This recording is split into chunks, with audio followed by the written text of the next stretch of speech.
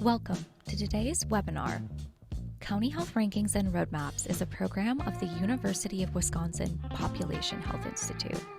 This webinar is brought to you thanks to the contributions of colleagues and partners in Wisconsin and across the nation, with support from the Robert Wood Johnson Foundation.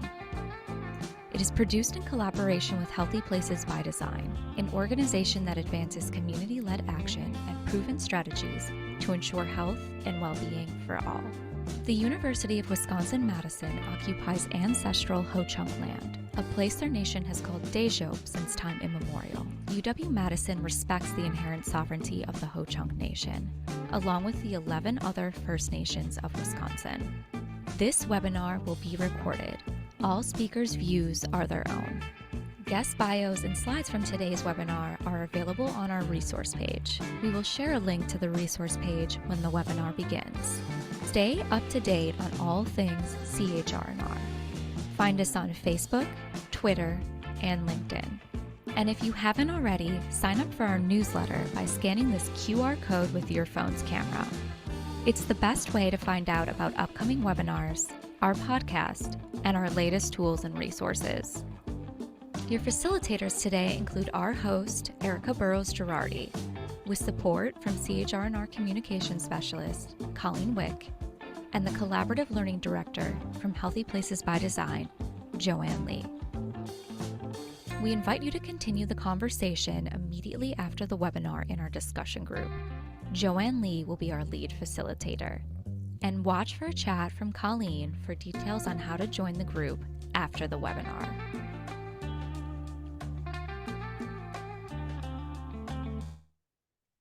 Welcome to Taking a Local Health and Equity Approach to Climate Change. My name is Erica Burrows-Girardi. I'm looking forward to exploring how we can all take steps to lessen the harmful effects of our changing climate. CHR&R webinars reflect the values we hold as part of the University of Wisconsin Population Health Institute. Values of collaboration, integrity, excellence, innovation, inclusion, and courage. These are the values that we aim to model during the webinar, and we hope that you will too. With that, I'd like to introduce you to the team that will aid in your learning experience. Let's start with Joanne Lee with Healthy Places by Design.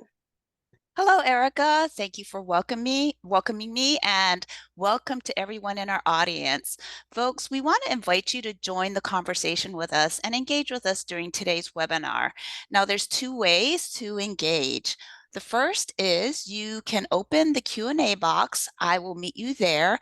And anytime a question comes to mind that you would like to present to our guest speaker, please go ahead and put them in the Q&A, and we will try to address as many questions as possible during the live webinar. We'll have a dedicated Q&A time at the end. The second way that you can engage with us today is through the chat box, and I'm going to hand it over to Colleen Wick, who will be describing how you can use the chat. Thanks, Joanne. Hi, everyone. As Joanne said, I will meet you in the chat, so please use the chat to share knowledge or respond to questions that we may ask you during the webinar. And also, please join us in making the chat space welcoming by adhering to these guidelines. So the chat is for sharing successes, lessons learned, relevant resources, and links. So please engage in a respectful dialogue. Our chat conversations, as you could probably see, tend to be very engaging. So if they are too distracting, simply close the chat window in Zoom. Also, please note that views expressed by speakers today and participants are their own. They do not represent CHR&R or Healthy Places by Design. And again, if you have questions for any of the panelists, please use the Q&A box.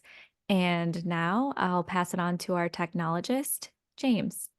Hi, thank you, Colleen. I'm James Lloyd, and I work with County Health Rankings. And today I'm the webinar technologist, and I'm here to try and help with any issues you might have watching our program. Also, please put any questions you have into question and answer, because that's where I can respond to you directly. And I hope you have a fantastic experience. Erica, let's have a great conversation. Thank you so much, James, and thank you to the rest of the production team for all the hard work you do to put on our webinars. Thank you so much. Climate effects were more notable this year than in recent years, and you could probably tell that, right? Many of us experienced multiple extreme weather events, from heat waves and droughts to dangerous storms and tornadoes.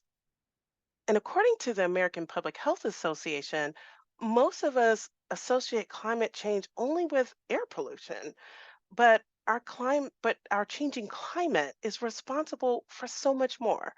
An increase in floods, longer allergy seasons. These are just some of the ways that climate impacts how we experience our world. Suffice it to say, climate changes health. We may not notice the slight day to day changes, but over time, we're all affected. And unfortunately, some groups are even at even greater risk than others. These are the groups of people whose voices are often not represented in the decisions that impact them. They include children and older adults. And for communities of color and low income communities, a changing climate exacerbates inequities that they already experience. It seems so overwhelming, but there is good news. We can make a difference. As public health professionals, we are well positioned to inform policymakers about about implications climate change has on our health. We are fortunate to be joined today by an expert on climate change and the inequities and injustices that add to its harmful effects. Please join me in welcoming Dr. Vivek Shandas. Dr. Shandas is a professor of climate adaptation and director of the Sustaining Urban Places Research Lab at Portland State University. Hi, Vivek, and thank you for joining us today. Hi, Erica, and great to be here. Thank you for you and the whole production team today. Well, we appreciate you and learning from your expertise. You can read more about Vivek's bio that he provided. Today, we're going to cover how climate changes our health. We'll talk about the link between climate and health inequities and how communities can make a difference. We will have a discussion group after the webinar to unpack what we've heard today. Please plan to continue the discussion with us. Joanne Lee facilitates these engaging discussion groups, and they give you the opportunity to share and learn from others. Colleen will be chatting out the information at the end of the webinar so you can link to the discussion group. And with that, Vivek, I want to invite you back to the mic. Hi. You know, you have been dedicated your most of your career to climate change. I want to ask you, how did you develop an interest in climate change? Yeah, thanks, Erica. It really is a great opening question, in part because I imagine a lot of people don't know who I am, and I find it really helpful to kind of situate where this voice is coming from, where these opinions are coming from. And I am biased by my own blinders of the things that I have experienced and the things I haven't experienced. So for the audience and for you, I'm just wanting to at least situate a little bit about my background. I grew up in a small town, or a small town in U.S. standards, in South India, and I was constantly surrounded by, while it was a city by all definitions, I was surrounded by trees, lots of gardens, parks, green spaces in general. I was also surrounded by lots of animals. Like there were cows on the road, chickens, goats. There were monkeys on the trees adjacent to our apartment building, and pesky monkeys would show up and harass my mom when I got home from school as a young boy. And these were early, very impressionable moments for me as I was trying to navigate the city streets and get from home to school. I would encounter so many different forms of wildlife, and nature was very much a big part of my everyday experience as I kind of went through that early landscape in the first decade of my life. And that really kind of got me thinking about how we organize space, because when we transitioned as a young boy to Northern California, where I grew up, the space was designed very differently. And in fact, there were no creatures on the streets unless they were on leashes. And there was a lot of trees, a lot of other kind of features of the landscape. And I soon started recognizing that my ability to navigate two different landscapes required very different skills and very different understandings of what made this place happen and how the variations in the systems that we create affects what a small child in this case would experience as they navigated through some of these urban landscapes. And so from very early on, climate was a very big part of it, because in South India it was hot, humid, 8 degrees above the equator, and all of a sudden I'm in this temperate climate and I'm noticing the clothes, the ways in which we go through seasons, the entirely different forms of interactions that we have on a day-to-day basis really are affected by our climate. And that's something many of us take for granted, because as we start seeing climate kind of shift and destabilize, we really need to be a bit more mindful about how many of the systems that we've created are based in a climate that we have come to understand over the last 150 years. And that climate may look very different in the next 150 years. So how these systems are going to change, what they need to do to keep us healthy and well, is really at the core of what my interests are. And this kind of builds on kind of where we're headed with this work. We're coming to recognize that we are seeing a rapid transformation of our planetary climate system. This can seem like a very large, almost overly large concept to try to grapple with. And so much of what my training has been in the climate sciences was looking at planetary or even national or continental scales.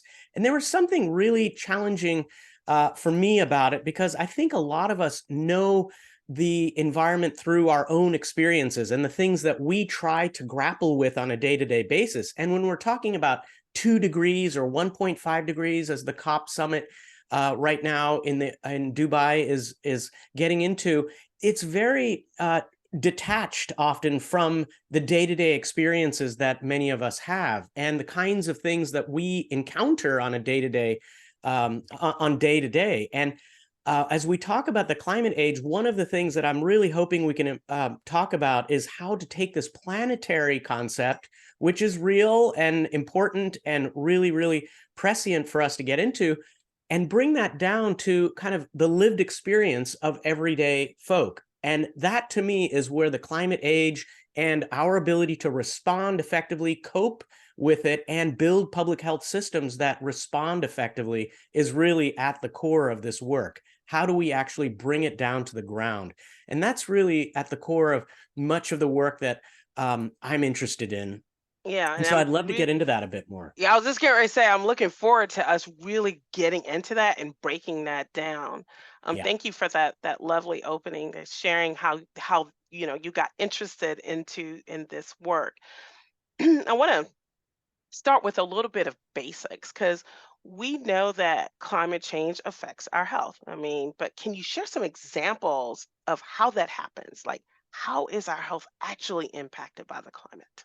Sure. It is something many people have said that one of the best indicators of our public health is the zip code that we live in. And that is really true when it comes to the climate, because when it comes to things environmental, space and the surroundings really matter. And so what is going on, it's kind of like classic notions of social determinants of health, though environmental determinants of health.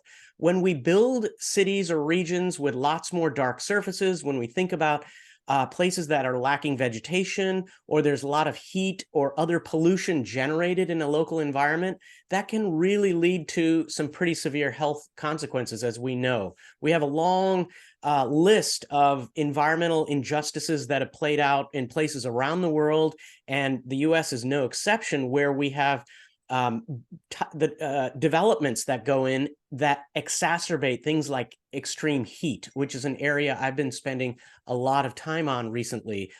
Heat arguably is one of the most, in my mind, one of the most invisible and most acute killers, often discriminating killers when it comes to climate. And I want to urge the audience to think quite seriously about this, because heat underpins a lot of the public health implications of climate change. Sure, we have lots of impacts on on respiratory illness through air pollution, or various forms of diseases that emerge through vector-borne agents and vectors in society. We have increased impacts on water quality and flooding, but heat is kind of what is many ways underpinning this. It's the reason we see harder hurricanes. It's the reason we see more intense wildfires and more expansive smoke events. It's really at the core of what we're wrangling with on a planetary, and what I'm going to argue about is a local level, because it's very expensive. It kills more people than any other natural hazard. It has enormous medical implications. We spend about $1 billion on heat-related hospitalizations every year.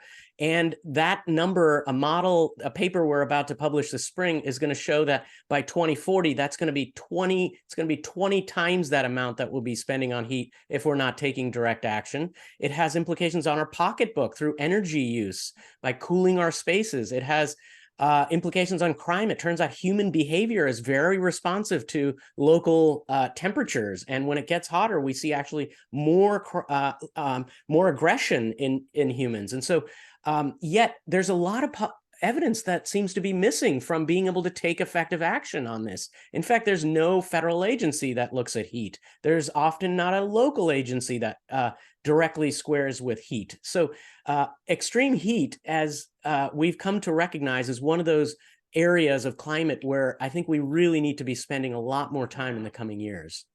Well, I want to start by saying this is a wonderful graphic that CDC and colleagues put together, because it, like Yeah. you said, kind of ties things together. um, before I met you, before you and I started engaging about this webinar, I never really thought about how heat was at the core of so much that's happening, but it all makes so much sense.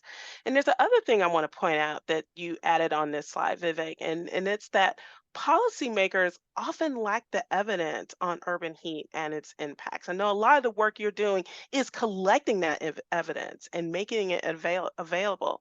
But the reason why I want to hone in on this is important, because this is where those of us who are in public health, this is where we can make a difference. We are in well position to inform policymakers about this evidence that Vivek and colleagues are collecting about heat and its impacts. And with that, Vivek, I want to talk about communicating about climate change, because that's shifted over the years. I mean, we used to hear the term global warming a lot. That's what I heard a lot when I was first started in the field of public health. But now we're using the term climate change. What has been responsible for that shift, and how does the change center the experiences of those impacted by climate change? Sure. This is a great example to delve into that question of the communication and approach that we use. When the Chicago heat wave of 95, the infamous heat wave that killed upwards of 1,000 people over a few days, we weren't talking about global warming in this context. We weren't attempting to align what was happening in one place with a planetary phenomenon.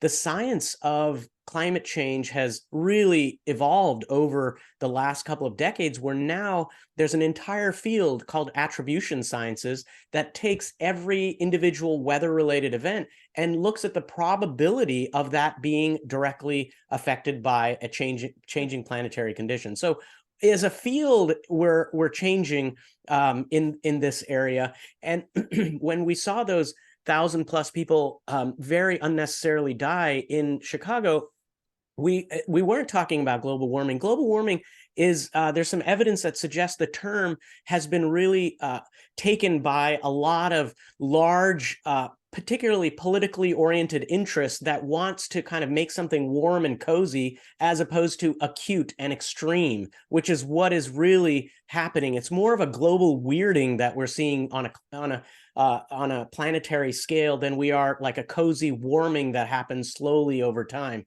Background temperatures are going to go up 1.52 degrees, for example, but that doesn't mean that it's just a gradual slow warming. It actually means that we're going to see far more extremes on both ends. So extreme shifts as the planet tries to like stabilize temperatures, it has a lot more energy in the atmosphere, and that energy translates to more intense hurricanes and more intense heat waves, more intense precipitation and the like. And so we're kind of transitioning out of this. And as we saw just 26 years later, when the town I live in, Portland, Oregon, was at the south end of a monster of a heat wave that came through that claimed, again, almost exactly the same number of people across this area from British Columbia going down to Northern California, centered in Lytton, in British Columbia, where we saw upwards of 1,000 people just in British Columbia die, a pretty conservative estimate.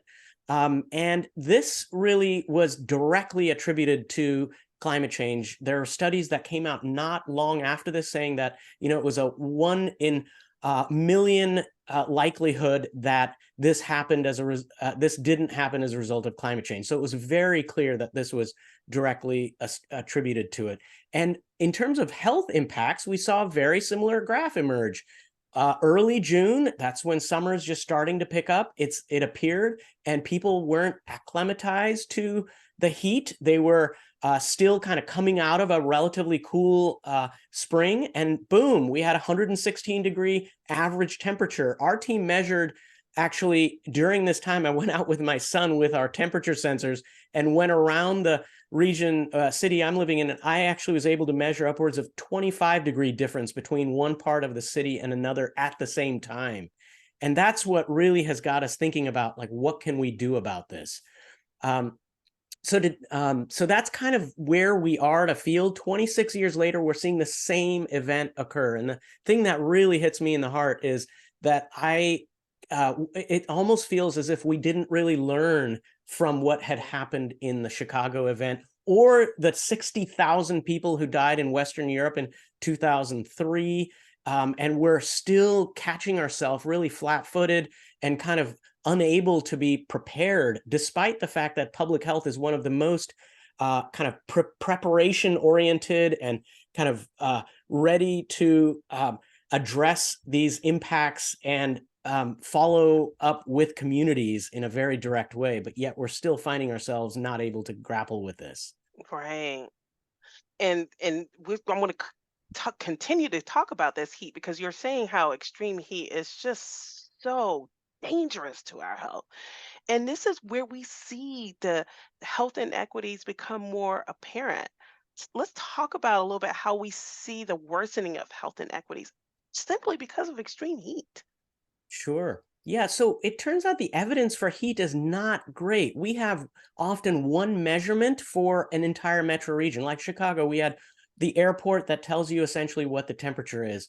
In most cities around the world, we have generally one temperature that would tell you what the region is experiencing on a particular time in a particular day. And our forecasting models and all of that have gotten far more meteorologically, we've gotten far more sophisticated with it. Nevertheless, I was really struck by how little understanding we have of the distribution of heat. So graduate students and some undergrads and I, as part of our lab, we went out and worked as a community science program where we went out and collected hundreds of thousands of temperature measurements in one city. This is a map of, in the morning when we went out for 1 hour of Portland, Oregon, about almost a decade ago now, we went out and collected these measurements. And that was in the morning. And then we did the same in the afternoon and also in the evening. And we noticed that red is the hottest parts of the city and blue is the coolest parts of the city. We noticed that there was about a 20-degree difference Fahrenheit between one part of a city and another.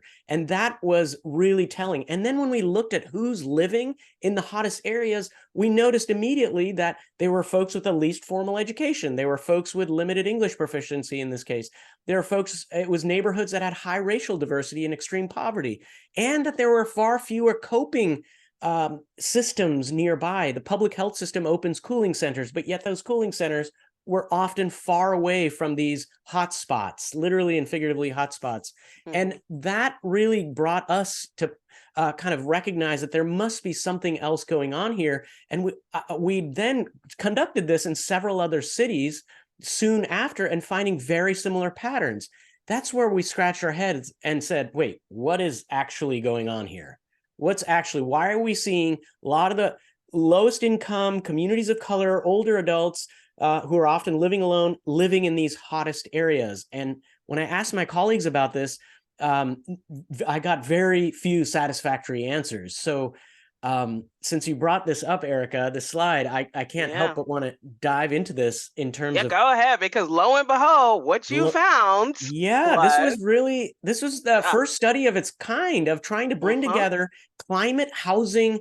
It was a climate housing and federal policy kind of convergence in this paper that we published back in 2020, where we're able to basically show that federal policies that were codified by the government, by homeowners loan corporation and the Federal Housing Administration back in the 1930s, coming out of the Great Recession and Depression, we saw that these maps, which were conventionally called redlining maps, where each city was divided up into 4 different categories. Many in the audience must be aware of this. It's gotten a lot of attention recently, where the red areas were considered, quote, hazardous. Those were the D. Then C were, quote, definitely declining. This is official redlining language.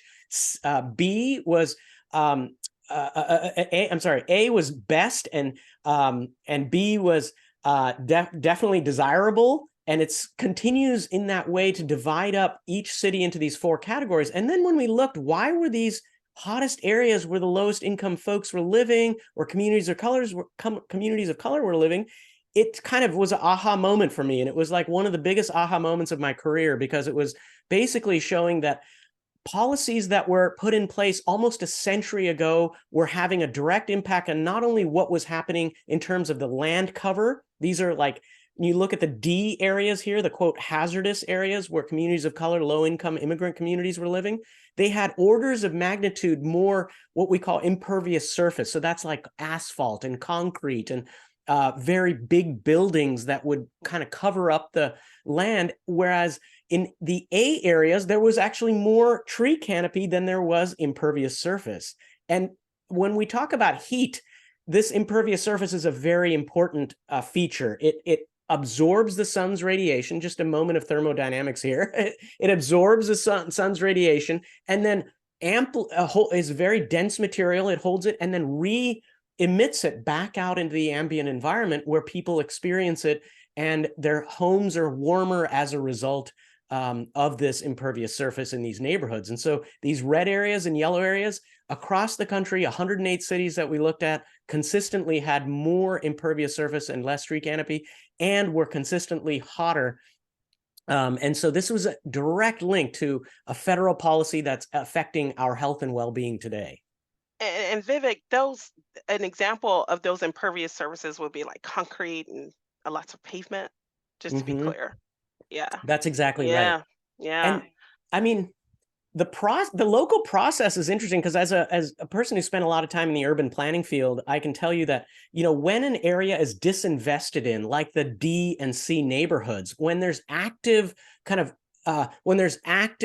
removal of any money or parks or any services in those areas, they get depressed in terms of their land value. When they get depressed in land value, then land-hungry developments like big box stores, like industrial facilities, manufacturing facilities, those all freeways all through the 50s, when the federal government was building massive freeways, they all got attracted to those low land rent areas in cities. And boom, we divided up Black neighborhoods as a result. We divided up immigrant neighborhoods. We divided up communities that had less political and financial capital. And that's part of the landscape that we're inheriting today and trying to manage in terms of public health crises that are emerging from climate. So this was Go ahead. I'm sorry. This is a very clear sign for us that we need to be thinking well upstream on this, and going to the feds, going to thinking about where we're investing, how we're investing, which communities are we engaging, like that. This study, kind of more than many that I've published, just laid it down very clearly for us. Oh yeah, put it on silver platter, what needs to be done. So let's talk a little bit more about that, because I want to get into what is it we're gonna do. So let's you then, after you saw this happening nationally, then you decided, well, what's happening where I live? Yeah, yeah, exactly. So we conducted these studies and we published that paper in 2020. Then in 2021, just lo and behold, this massive heat dome, heat wave that came and landed over the Pacific Northwest emerged. And we had already mapped a bunch of the heat and where I already laid out kind of where were the public health impacts going to be most acute. I had that pretty well dialed when this was back in 2014. Then this heat wave emerges in 2021. And lo and behold, we see that the fatalities that occurred really start to play out in kind of a pattern that we're seeing across the city. Where these, in the map on the right, the darker areas show a larger number of people who died in those particular areas. And the idea and the map here is really to try to show more than anything else that there were some areas that were disproportionately impacted by heat, and those just happen to also be C and D neighborhoods in those official redlining maps. So we had now empirical evidence to not only show that across 108 cities that we studied that this was a pattern, but then a natural experiment in a way played out with this heat dome. And while we knew where there was going to be excess vulnerability, the city and the region public health officials were caught just kind of like really scrambling and opening up cooling shelters in the last day, sending out text messages, trying to do the thing in a real hurry, often clumsy. And I was like, this was information that was present 8 years ago that we could have acted on, that we could have been prepared for. But nevertheless, it was a very slow process. And as we dug into this more, we saw exactly where the people were dying. I went to all of these households actually as part of my reckoning with some of this. This is from Oregon Medical Examiner's data that we looked at, where the majority of people who died were in multifamily residences. And then came these tiny non-weatherized and non-insulated single-family residences, often very small. Then there was mobile home parks and RV parks were another place where when it gets hot, we go inside, like as a species. If we have a place we can go inside, we tend to. There were only 2 people who died outdoors in this, and that tragic event was majority of people did die indoors. And so we're really now getting into like, what are our indoor spaces like? And I will quickly note that we have no maximum threshold for majority of our cities in the US for temperature. In other words, the rooms that everyone on the call is in, would have a minimum temperature, meaning 65 degrees is as low as those rooms are allowed to go officially. There has to be a heater to be able to bring a habitable space up to 65 degrees. But there's nothing that says we have to keep the temperature below any threshold in any respect. So what we're seeing is people found in their apartments at 130-degree body temperatures. And so we're seeing this this kind of threshold question coming up in terms of our built environment and what it means to create a standard that might actually be enforceable for the developments in a region that's experiencing extreme heat. Yeah, because I've noticed, like even leasing properties, like landlords have to provide, like you said, they have to provide a heating source. They don't have to provide a cooling source. Right. And this extreme heat is so dangerous. It's interesting, your research was showing that because of this predictable pattern, you can predict where you're going to see people actually end up being extremely vulnerable to the impact of heat. This is something that can be predicted. That's right. Unfortunately, because of unjust laws, but it can be predicted. That's right. And so that brings me to my question, like, what are some strategies that those of us that are in public health, often we work in partnerships with other groups. So what strategies can partnerships engage in at the local level to make a difference? Yeah, and I apologize that there's so much like small words on this.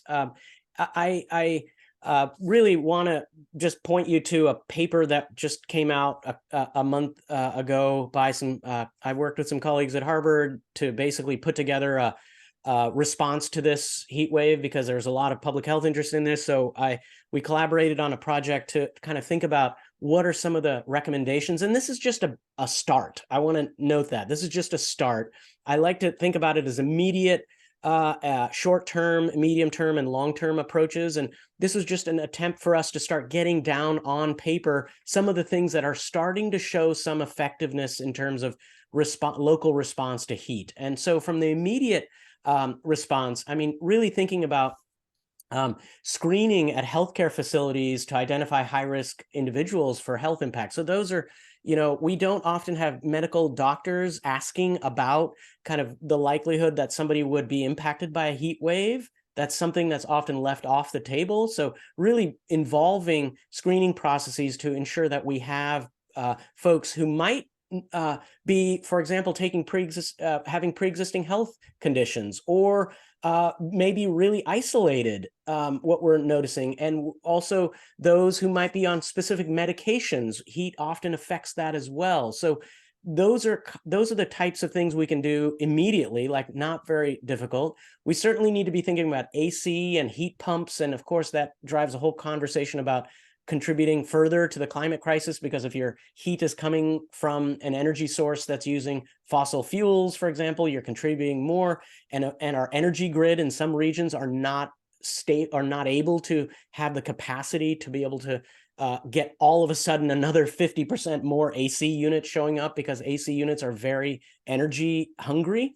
And so they'll really drive a bill, so that drive energy bill. So that has to be coupled often with low-income energy assistance programs like LIHEAP that the federal government has. Those can be done immediately, but then there's medium or short, medium-term approaches where we really want to be thinking about inclusion of effective cooling as a legal obligation to landlords. Like that was something I was bringing up that's in here. We also want to be thinking about things where city planners are actively involved, working with public health officials. Yes, exactly. Working with emergency managers to be able to look at individual neighborhoods. We've done this heat mapping now in over 100 cities across the US, and we have kind of regional maps. If you're in a place that's likely a mid to larger size city, we're starting to do a lot more smaller cities and towns recently, but we're doing these maps across the country and increasingly the world to be able to show on a regional level which are some of the hottest neighborhoods and what can be done in these neighborhoods to turn the temperatures down. How can building codes be brought into it? Because the materials we're building our cities with are going to continue to amplify temperatures for the foreseeable future until we see more effective codes. Where can we be thinking about public health outreach?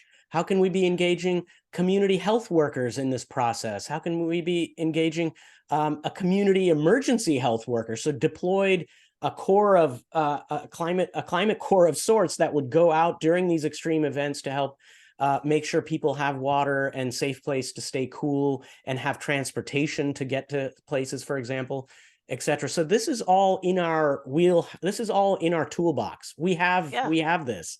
So the bigger questions then become about how each individual place would kind of pursue that. Yeah.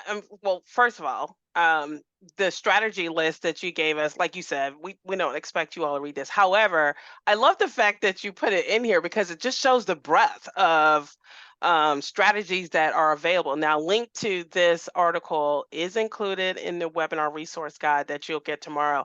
I really want to encourage you to look through it because there's a lot of good stuff on here, and there are things that we're already probably doing within public health.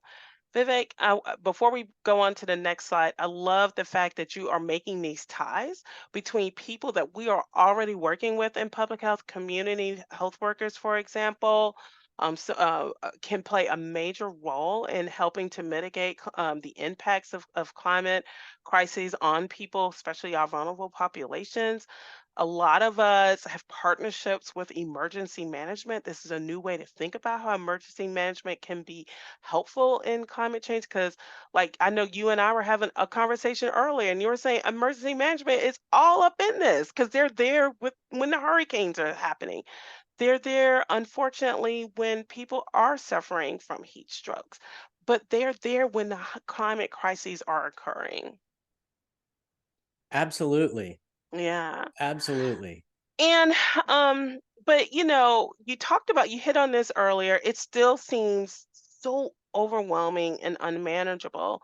Where Mhm. have you seen some successes in mitigating the effects of climate change? Yeah, so I think, I mean, I really approach this from, maybe this is the kind of approach where I was really frustrated as an academic, writing papers, doing the research, and seeing the writing on the wall, but really struggling with actually getting projects and getting communities kind of prepared for some of this work. So part of my consulting work has allowed me to kind of transition into directly doing that frontline service work. And one thing, and a couple of things that we do is we use this graphic to kind of showcase, for example, a heat map up in the upper right here of this graphic is maybe helpful to kind of show where some of the hottest areas are in your city, your region. But that data can only take you so far. The question becomes then, what are the processes for being able to align what we're finding with some of these data exercises with more broader set of intervention strategies, potential implementing some of those strategies, and then ensuring that that's happening with the context and background and situating it so that it's set up for success. And that's where we've kind of had to look at this very holistically, and we've had to really be a bit more mission driven around the idea that we want to focus on equity front and center with this work, because we know that the communities being impacted most acutely are those that have the least often financial resources, often marginalized, often isolated. So much of this work is about how do we contextualize this with with an audience like public health staff or managers or directors that would be able to really recognize that there's an enormous amount of public health data that could be tied in really well with these Yes. hazard assessments. So what we're doing now is really tying together, for example, safety net population data from public health into heat hazard mapping to be able to see, are there specific places where we might want to have additional consideration for intervention. So then we think about things we already know how to do, like cooling centers or green space development in outdoor environments, AC and heat pump provision, painting roofs lighter color to reflect, especially on those high-rise buildings. Those are strategies that we're really thinking about, but having the right strategy in the right context is everything. One example that I can point to really briefly is that we're in the process of after this 2021 heat dome, the region kind of went bananas with like getting $10 million of heat pumps and air conditioning systems out into the community. So people were getting free AC units.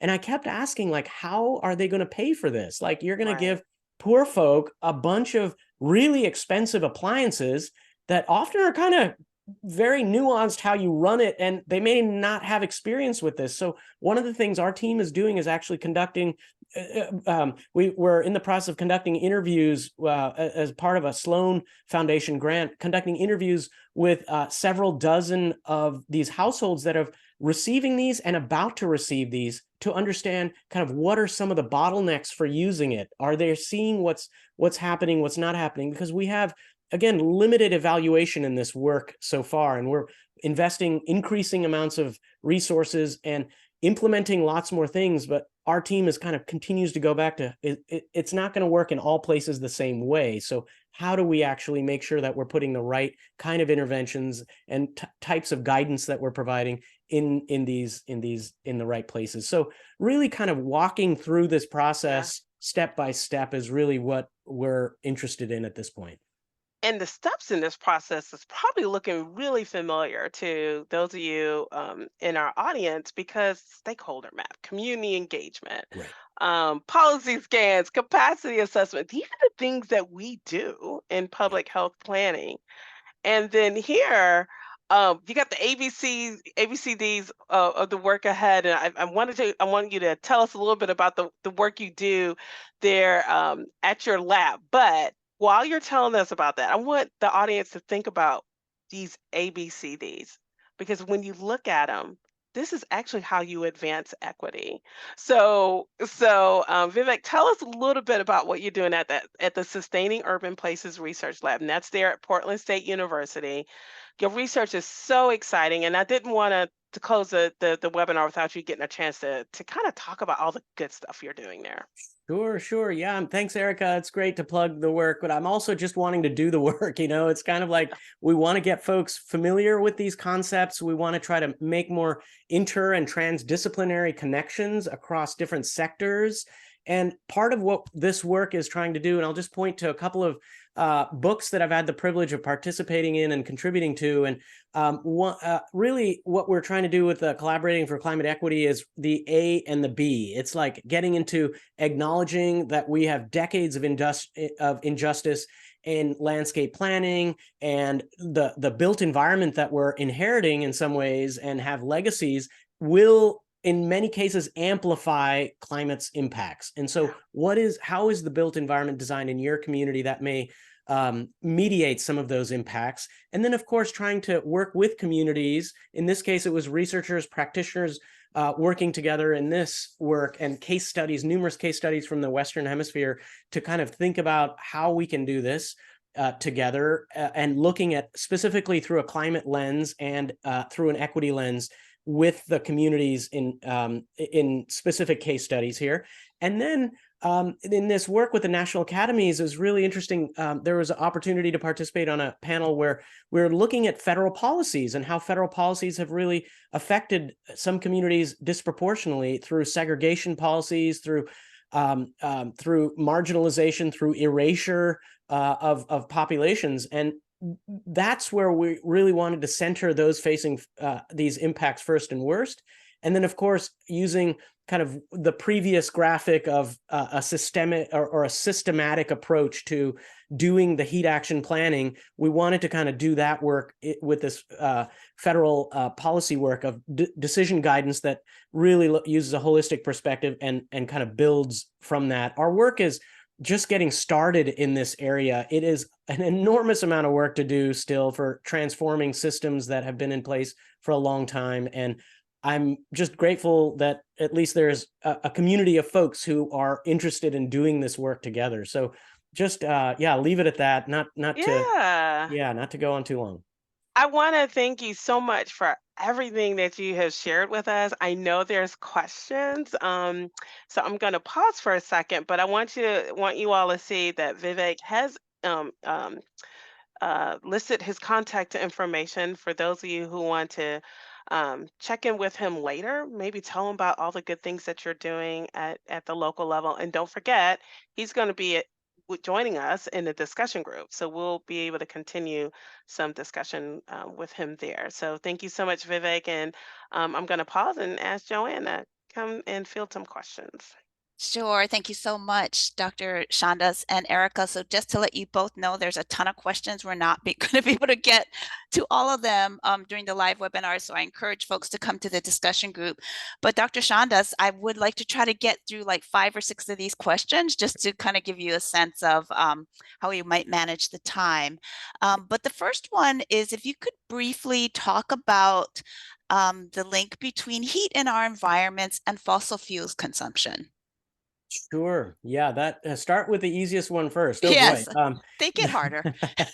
Well, I mean, simply said, like the fact that we already have emitted an enormous amount of fossil fuels into the atmosphere, even if we were to stop emitting fossil fuels tomorrow, we have generated a level of heating that is going to get us to about 1.4, 1.5 degrees on a planetary level Celsius. And so that is really sobering for me, because that is going to mean we have to be doing preparedness and adaptation planning like yesterday. So part of the connection to me is how do we recognize that we're in this? And while there are many of my colleagues who are just completely focused on mitigation of greenhouse gases, I think that's really important. I think the field of adaptation planning that I'm spending most of my time in is really yet to grow up. It's still getting situated. There's groups like American Society for Adaptation Professionals that have emerged as professional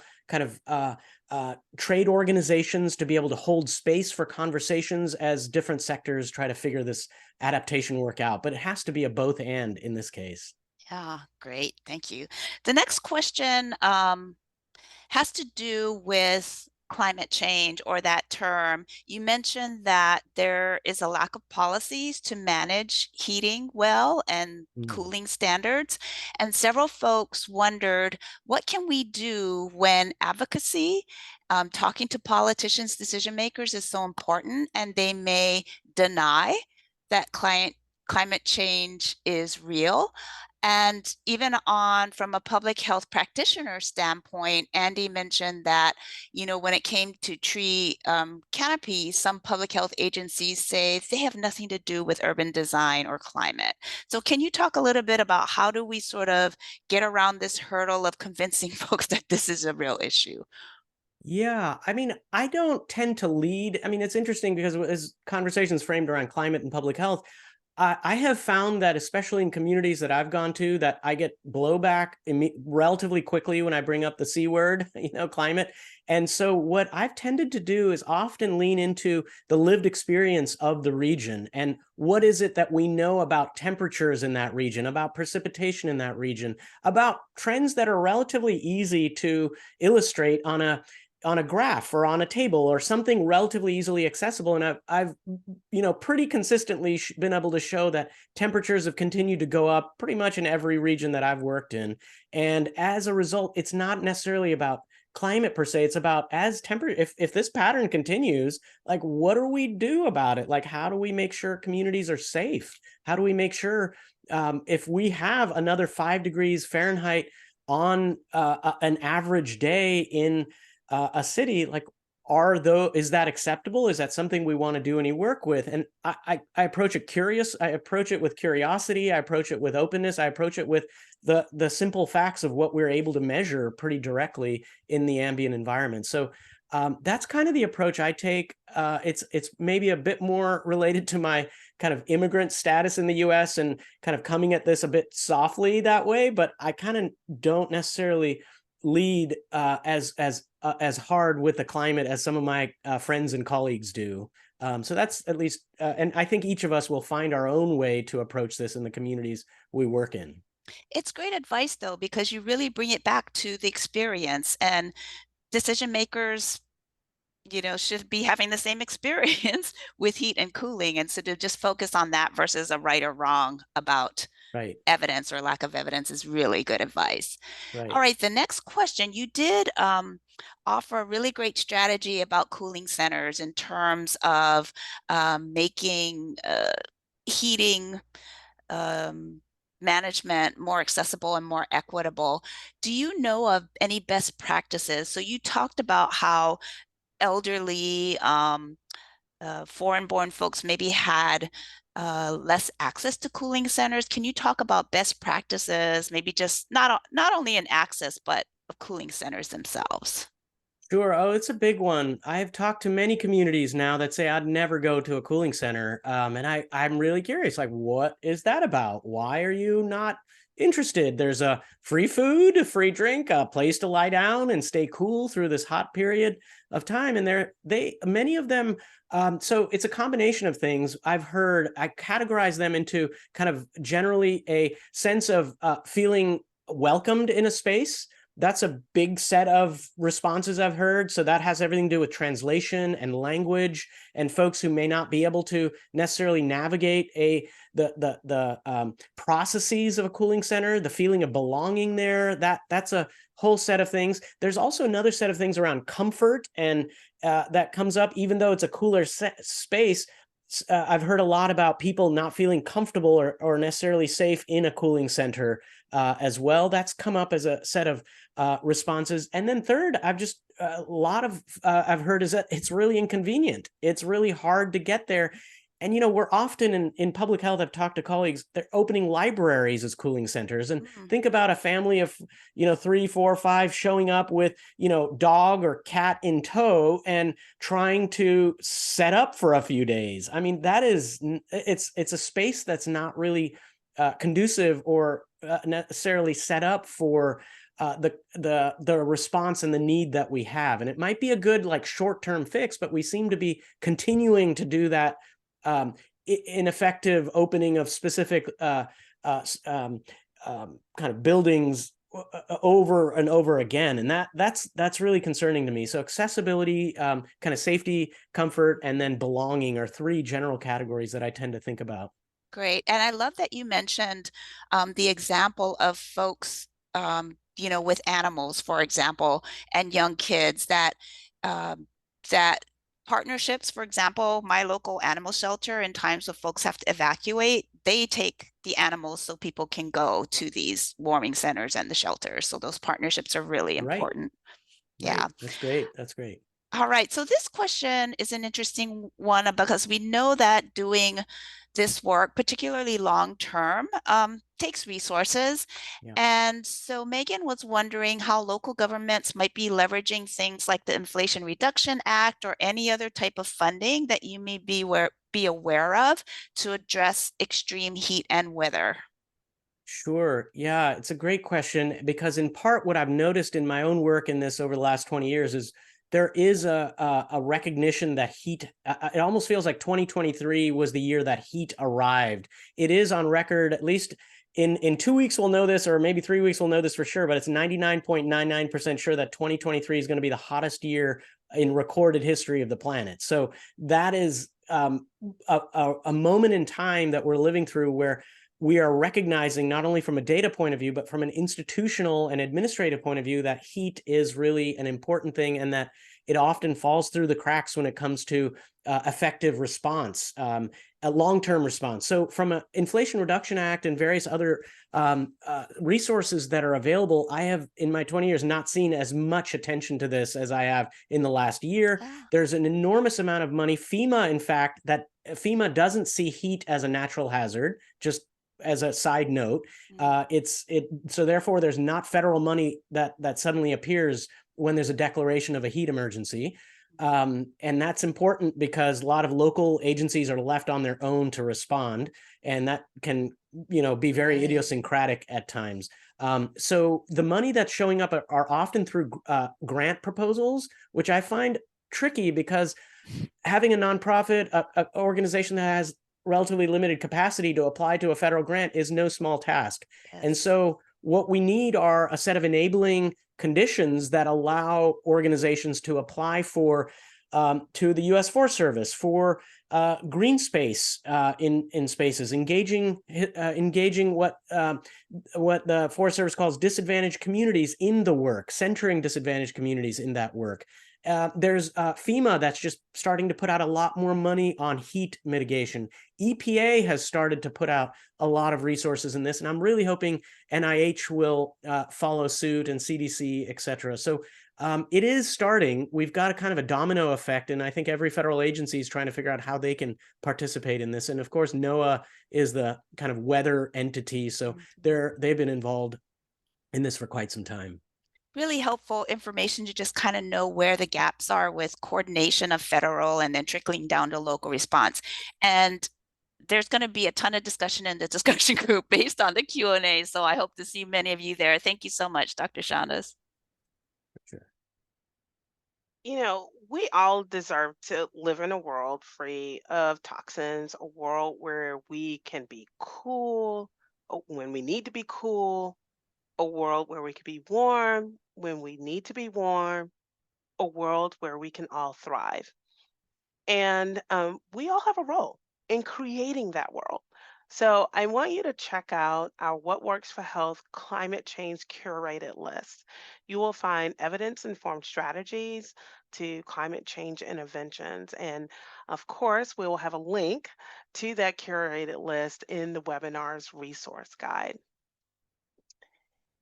And please share your thoughts on today's webinar. Colleen is sharing a link to a brief evaluation in the chat, and it would be terrific if you can click on that link when you see it in the chat and complete the evaluation after the webinar. We do look at your feedback closely and use it to improve our webinar. So thank you in advance for sharing with us. So, next month is going to be another great webinar. We ask that you join us as we observe National Day of Racial Healing and learn about a new framework that is designed to guide and support leaders working to build relationships with communities of color. We'll be joined by Kevin Leacock, who leads the Community Innovations for Racial Equity Initiative at Build Healthy Places Network. And you can register for that webinar today. We hope that you will continue the discussion with us with the discussion group that's going to follow this webinar. Again, Joanne's facilitating it, and again, Vivek will be joining us. So Colleen is chatting a link out to the discussion group right now.